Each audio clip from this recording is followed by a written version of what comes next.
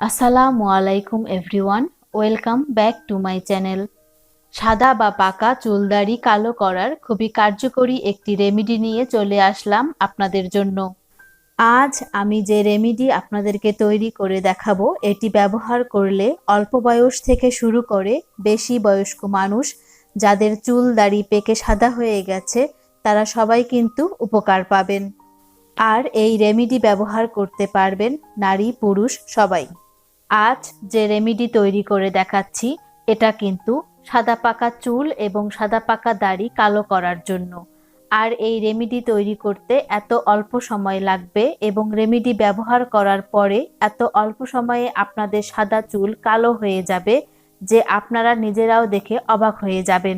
আর এই জন্য কিন্তু আমাদের তেমন কোনো উপাদানও লাগবে না, জাস্ট দুটো জিনিস দিয়ে আমরা কিন্তু এই রেমেডি তৈরি করব। প্রথমে যে উপাদানটি নিয়েছি তা হলো ভ্যাসলিন।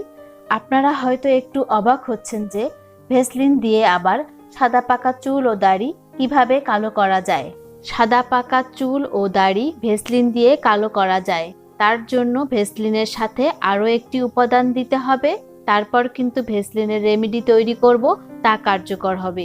খুব সহজ পদ্ধতিতে ভ্যাসলিন দিয়ে কিভাবে সাদা চুল কালো করবেন তা আমি দেখিয়ে দিব। এখন আপনাদেরকে দেখাবো যে খুবই কার্যকরী হেয়ার প্যাকটি আপনারা কিভাবে তৈরি করবেন যা সাদা চুল দাড়ি কালো করবে। একটি পাত্র নিয়ে নিয়েছি, পাত্রের ভিতর প্রথমে দিব ভ্যাসলিন। এখানে ভ্যাসলিনের পরিমাণ খুব বেশি দিতে হবে না, জাস্ট হাফ চামচের মতো ভ্যাসলিন নিয়ে নিব। এই ভ্যাসলিন শীতের সময় ময়শ্চারাইজার হিসেবে ব্যবহার করলেও চুলের জন্য কিন্তু এই ভ্যাসলিন খুব ভালো কাজ করে। আপনারা হয়তো অনেকেই জানেন না, চুল দ্রুত লম্বা করতে ও চুল সিল্কি করতে কিন্তু ভ্যাসলিন খুব ভালো কাজ করে। এছাড়া আইব্রু ও চোখের যে ল্যাশ আছে সেগুলো বড় করতেও ভ্যাসলিন খুব উপকারী। তবে আমি আজ আপনাদেরকে দেখাচ্ছি আপনারা সাদা চুল ও দাড়ি কিভাবে কালো করতে পারবেন। আমি হাফ চামচের মতো ভ্যাসলিন নিয়ে নিয়েছি। এখন আমাদের এর সাথে একটি উপাদান যোগ করে দিতে হবে, আর সেই উপাদানটি হলো কফি পাউডার। আমি এখানে কফি পাউডার দিয়ে দিব, তবে আপনারা চাইলে মিনি প্যাক কফি কিনেও ব্যবহার করতে পারবেন। আমি এখানে 2 চামচ কফি পাউডার দিয়ে দিব। এই কফি পাউডার ব্যবহার করে কোনো রকমের পার্শ্ব প্রতিক্রিয়া ছাড়াই আপনাদের সাদা চুল বা দাড়ি কালো করে নিতে পারবেন।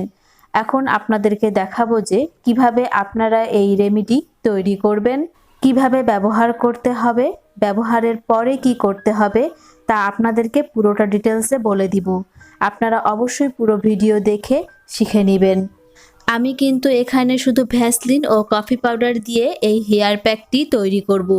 এখানে কিন্তু কোনো প্রকার তেলই আমি ব্যবহার করব না। এই কফি পাউডার আর ভ্যাসলিন দিয়ে যে প্যাকটি তৈরি করব তার জন্য আমি এখানে ব্যবহার করব পানি, তবে এখানে কিন্তু ঠান্ডা পানি ব্যবহার করা একদমই যাবে না। এখানে যেহেতু ভ্যাসলিনটা খুব বেশি স্টিকি, আমরা যদি ঠান্ডা পানি ব্যবহার করি তাহলে কিন্তু ভ্যাসলিনটা গলবে না, তাই সেক্ষেত্রে আমরা কিন্তু গরম পানি ব্যবহার করব। খুব অল্প পরিমাণে ফুটন্ত গরম পানি ব্যবহার করছি, আপনারা দেখতেই পাচ্ছেন।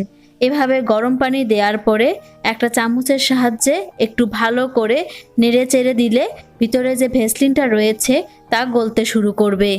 একটু সময় নিয়ে ভালো করে মেশালে ভ্যাসলিনটা কফি পাউডারের সাথে খুব ভালো করে মিশে যাবে। আর ভ্যাসলিন কফি পাউডারের সাথে মিশে গেলে তখনই কিন্তু রেমেডিটি তৈরি হয়ে যাবে। এই রেমেডি তৈরি করতে খুব কম সময় লাগে, আর মাত্র 2টি উপাদান দিয়েই কিন্তু আপনারা এত সুন্দর রেমেডিটি তৈরি করে নিতে পারবেন।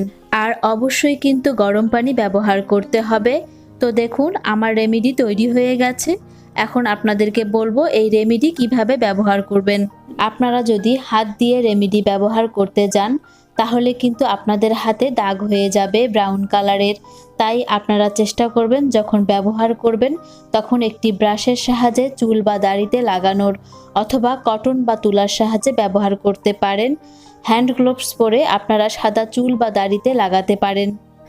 আর এটা লাগাতে হবে গোসল করার 2 থেকে 3 ঘন্টা আগে। যখন গোসল করবেন তখন শ্যাম্পু করে নেবেন। এটা ব্যবহার করে আপনারা উপকৃত হবেন। একদিন ব্যবহার করলেই বুঝতে পারবেন কতটা পরিবর্তন আসবে, চুল ডার্ক ব্রাউন কালার হয়ে যাবে। তবে সপ্তাহে 2 দিন করে 4 থেকে 5 বার ব্যবহার করেন, তাহলে দেখবেন আপনাদের সাদা পাকা চুল ও দাড়ি কালো হয়ে যাবে। আশা করি আমার আজকের ভিডিওটি আপনাদের ভালো লেগেছে এবং উপকারে আসবে। ভালো লাগলে এই রেমেডি ফলো করবেন। ফলো করে কেমন ফলাফল পেলেন তা আমাকে কমেন্টে জানাবেন। ভিডিওটি ভালো লাগলে অবশ্যই লাইক দিবেন। এতক্ষণ আমার সঙ্গে থাকার জন্য আপনাদেরকে অনেক অনেক ধন্যবাদ। এভাবে আমাকে সাপোর্ট করবেন। ভিডিওটি আপনাদের ফ্যামিলি এবং ফ্রেন্ডের সাথে শেয়ার করবেন।